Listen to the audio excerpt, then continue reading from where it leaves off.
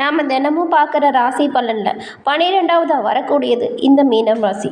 மீனராசி அன்பர்கள் குரு பகவான் ராசி அதிபதியாக கொண்டவங்க. இந்த ராசியில் பூரட்டாதி, 4ஆம் பாதம், உத்திராட்டதி, ரேவதி அப்படின்னு 3 நட்சத்திரங்களும் அடங்கியிருக்கு. இந்த 3 நட்சத்திரக்காரங்களுக்குமே வெவ்வேறான அம்சங்களையும் கதிர்வீச்சுக்களையும் கொண்டவையாக அமைஞ்சிருக்கிறதுனால உங்களுடைய வாழ்க்கையில் பல நேரத்தில் பல கோணங்களில் இருப்பதாக காட்சி தெரிஞ்சிருக்கும். ஆமாங்க. அதுபோல் இந்த மாதத்தின் கிரக நிலைகள் எப்படி இருக்குது, இந்த கிரகநிலை மாற்றங்கள் மூலம் உங்களுக்கு ஏற்படக்கூடிய மாற்றங்கள் என்ன, அதாவது சாதகமான பயன்கள் என்ன, பாதகமான பயன்கள் என்ன, என்ன செஞ்சால் பாதகத்திலிருந்து விடுபட்டு வெளிவர முடியும், ஒரு சில விஷயத்தை நீங்கள் தவிர்ப்பதன் மூலம் பல முன்னேற்றத்தையும் அடைய முடியும், அது என்ன விஷயம், இது பற்றின முழுமையான தகவலையும் தான் உங்களுக்காக இந்த பதிவில் நாங்கள் சொல்லியிருக்கோம்.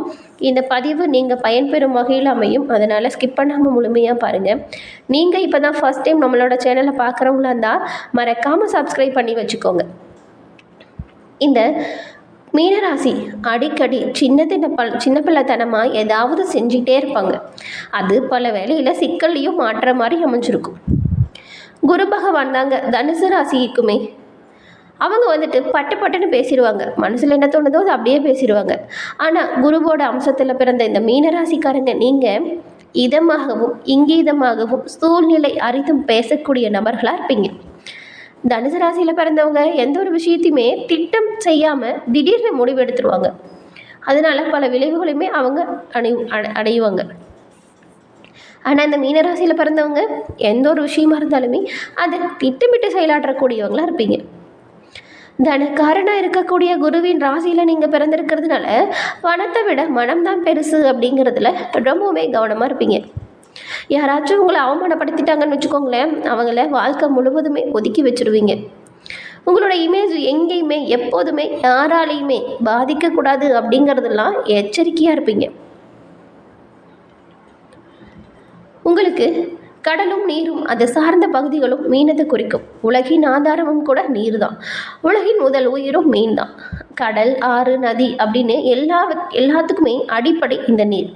நீர் பரவிருக்கும் பரப்பிற்கேற்ப வெவ்வேறு பெயர். பஞ்சபூதங்களில் நீரின் தத்துவத்தை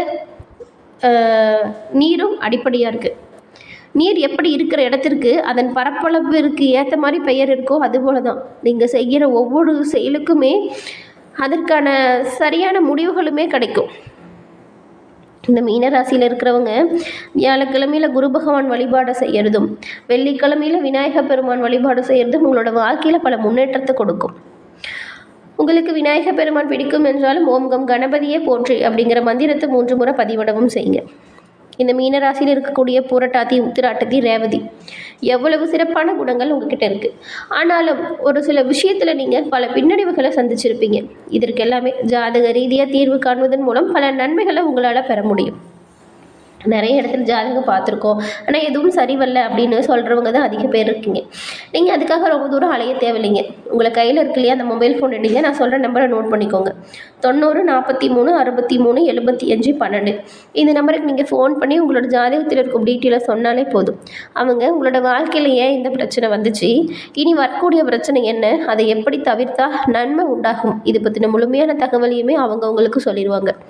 இதன் மூலம் நம்ம இப்போ எவ்வளோ கஷ்டப்பட்டாச்சு, வரக்கூடிய கஷ்டத்தில் இருந்தாச்சும் தப்பிக்கிறதுக்கு ஏதாவது வழி வேணும் இல்லையா, அந்த வழி தாங்க இந்த நம்பர். உங்களுக்கு இந்த நம்பருக்கு ஃபோன் பண்ணி உங்களோட கஷ்டங்கள் தீர அதற்கான விஷயம் என்ன, அதற்கான தகவல் என்ன அப்படிங்கிறத முதல்ல தெரிஞ்சுக்கோங்க.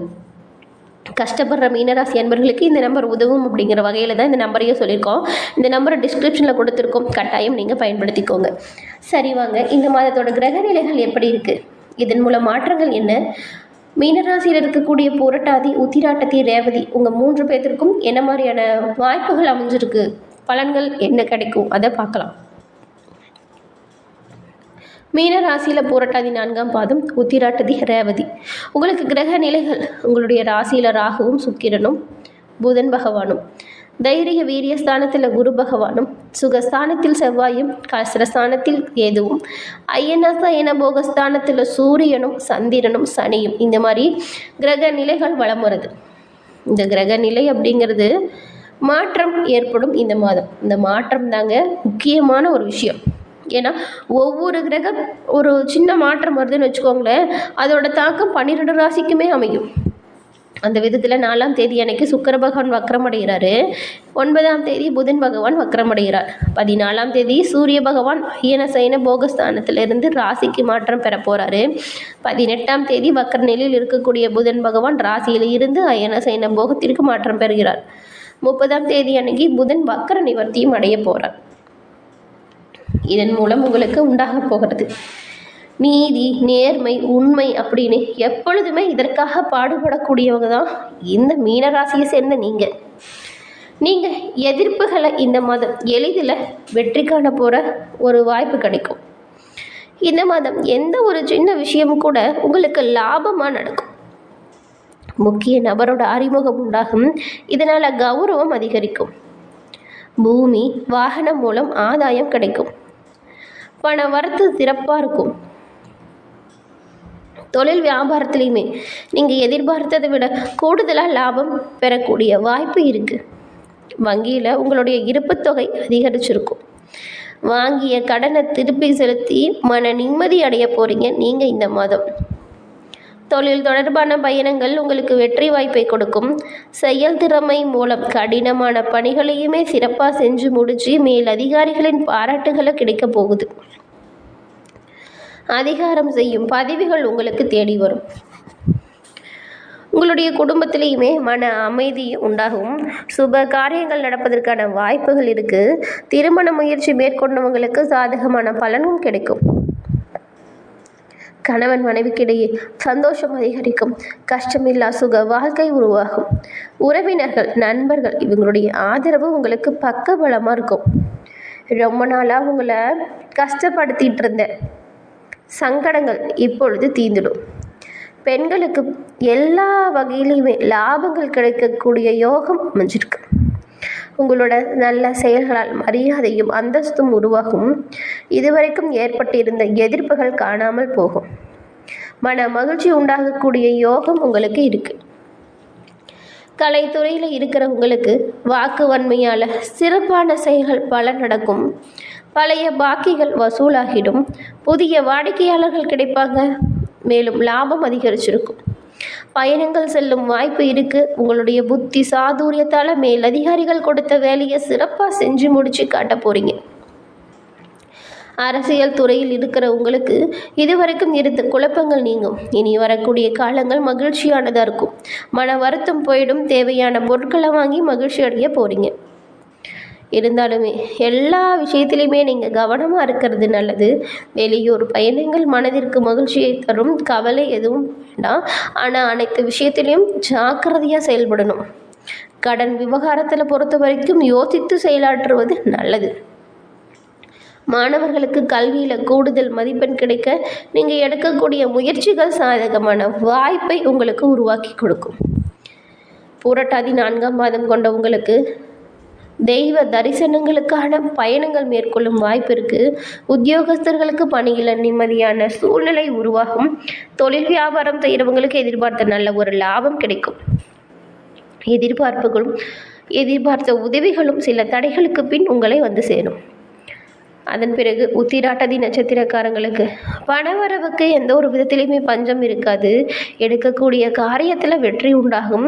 கணவன் மனைவிக்கிடையே ஒற்றுமை பலப்படும். பூர்வீக சொத்துக்களால் சின்ன சின்ன விரயங்கள் வேணால் வரும்.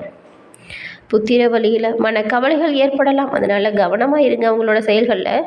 பொருளாதார மேன்மை சிறப்பாக இருக்கிறதுனால குடும்பத்தோட தேவை அனைத்தையும் தெரிஞ்சுக்கிட்டு பூர்த்தி செய்யக்கூடிய யோகம் இருக்குது. பிள்ளைகளோட நடவடிக்கை, அவங்க என்ன பண்ணுறாங்க ஏது பண்ணுறாங்க அப்படின்னு ஒரு கண்ணு வச்சுக்கோங்க. அதன் பிறகு ரேவதி நட்சத்திரக்காரங்களுக்கு தொழில் வியாபாரத்தில் சிறப்பான லாபங்கள் உண்டாகும். புதிய கூட்டாளிகள் சேருவாங்க. பண வரவுகள் தேவைக்கேற்றபடி அமையும். குடும்பத்தில் தடைபட்டு இருந்த திருமண சுப காரியங்கள் பல தடைகளுக்கு இப்போ கைகூடும். மேலும் மகிழ்ச்சியான தருணங்கள் உண்டாகும். சொந்த பூமி, வண்டி, வாகனம் போன்றவை வாங்கக்கூடிய முயற்சிகள் இருந்தால் கொஞ்சம் கவனமாக செயல்படுறது நல்லது. பரிகாரமாக பிரச்சனைகளை தவிர்க்க நீங்கள் என்ன பண்ணலாம் அப்படின்னு பார்த்தா, குல தெய்வத்தை வணங்கி வருவதன் மூலம் எல்லா விதமான காரியங்களுமே உங்களுக்கு வெற்றியை கொடுக்கும். குடும்பத்தில் ஒரு மகிழ்ச்சியான சூழ்நிலை உருவாகும். என்ன மீனராசி அன்பர்களே, இந்த பதிவு நீங்கள் பயன்பெறும் வகையில் அமைஞ்சிருக்கும்னு நினைக்கிறோம். இந்த பதிவு பிடிச்சிருந்தால் லைக் பண்ணுங்கள், ஷேர் பண்ணுங்கள், கமெண்ட் பண்ணுங்கள். நீங்கள் இப்போ தான் ஃபஸ்ட் டைம் நம்மளோட சேனலை பார்க்குறவங்களா இருந்தால் மறக்காமல் சப்ஸ்கிரைப் பண்ணி வச்சு கூட வர பெல் ஐக்கானை கிளிக் பண்ணி வச்சுக்கோங்க. தொடர்ந்து பார்த்தமைக்கு நன்றி நண்பர்களே. நன்றி, வணக்கம். இது போன்ற ஒவ்வொரு ராசி அன்பர்களுக்குமே 12 ராசிக்காரங்களுக்குமே இந்த மாதத்தின் கிரக நிலைகள் எப்படி அமைஞ்சிருக்கு, இந்த கிரக நிலை மாற்றங்களால் உங்களுக்கு உண்டாகக்கூடிய மாற்றங்கள் என்ன அப்படிங்கிற ஒவ்வொரு ராசிக்குமே தனித்தனியாக நம்மளோட சேனலில் பதிவு செஞ்சுருக்கோம். உங்களோட நண்பர்கள் என்ன ராசி அப்படின்னு தெரிஞ்சுக்கிட்டு அவங்களுக்குமே அந்த பதிவை ஷேர் செஞ்சுடுங்க. நன்றி நண்பர்களே.